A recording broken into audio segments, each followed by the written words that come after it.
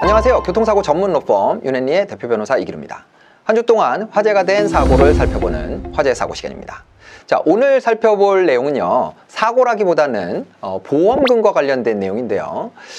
얼마 전 발표된 뉴스를 보니까 그동안 자동차 보험과 관련돼서 보험사가 한 3년간 적자를 보다가 작년에 흑자로 돌아섰다라는 뉴스가 나왔습니다. 자, 그냥 보험사가 흑자를 봤구나 이렇게 생각하실 수도 있겠지만, 여러분들 아시는 것처럼 최근에 실손보험료가 인상이 됐죠. 자, 이 실손보험료가 인상이 된 이유는 보험사가 이 실손보험 때문에 적자를 보고 있다. 그래서 보험료를 인상할 필요가 있다라는 뜻에서 추진된 일이거든요. 그럼 이것과 반대로 자동차 보험과 관련돼서 적자를 보다가 흑자로 전환이 됐으니 그럼 자동차 보험료는 인하를 해야 되는 것 아니냐, 이런 문제가 제기된 거죠. 자, 손해보험사의 입장을 들어보면요, 이렇게 자동차 보험 분야에서 흑자가 발생하게 된 이유는 보험료가 과다해서가 아니고 코로나19 영향으로 최근에 이동량이 감소하면서 교통사고 건수가 줄어들었다는 거예요. 그러니까 일시적인 현상으로 볼 수 있지 이것을 두고 보험료가 과다하다 이렇게 보기는 어렵다라는 입장이고요. 그리고 또 한 가지는 최근 3년간 자동차 보험에서 적자가 발생했었는데 약간의 흑자로 돌아선 상태에서 다시 보험료를 인하한다고 하면 그러면 또다시 적자로 돌아서는 이런 구조가 될 수밖에 없다. 이게 이제 손해보험사의 입장입니다. 반대로 보험료 인하를 주장하는 측의 입장을 들어보면, 자, 이 보험사들이 이렇게 자동차 보험에서 발생한 흑자를 가지고 성과급 잔치를 벌이고 있다는 거예요. 보험사의 고객들이 납부한 보험료로 보험료 지급이 좀 줄어드니까 보험사에서 성과급 잔치를 벌인다는 건 보험료가 그만큼 높게 책정이 돼 있고 잉여금이 많이 발생하고 있는 것은 그런 보험 가입자들에게 부담으로 들어간다는 거죠. 그래서 지금 금융당국과 보험사와 이 보험료율 가지고 지금 이제 서로 눈치를 보고 있는 상황인 것 같은데요.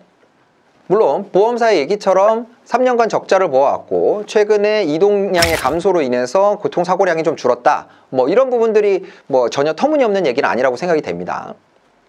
그렇지만 보험료라는 것이 보험사를 위해서 존재하는 건 아니죠. 당연히 수익은 내야 되겠지만 보험료라는 것이 어떤 보험 가입자들에게 안전장치를 마련해 준다는 측면인데, 보험사에서 실제 안전에 대한 적정한 평가가 없이 실제로 사고의 위험이나 보험료 지급 사유가 줄어들었는데도 그런 것들을 반영하지 않고 그대로 자기들이 받던 보험료를 그대로 받고 그것으로 잉여금으로 성과급을 낸다.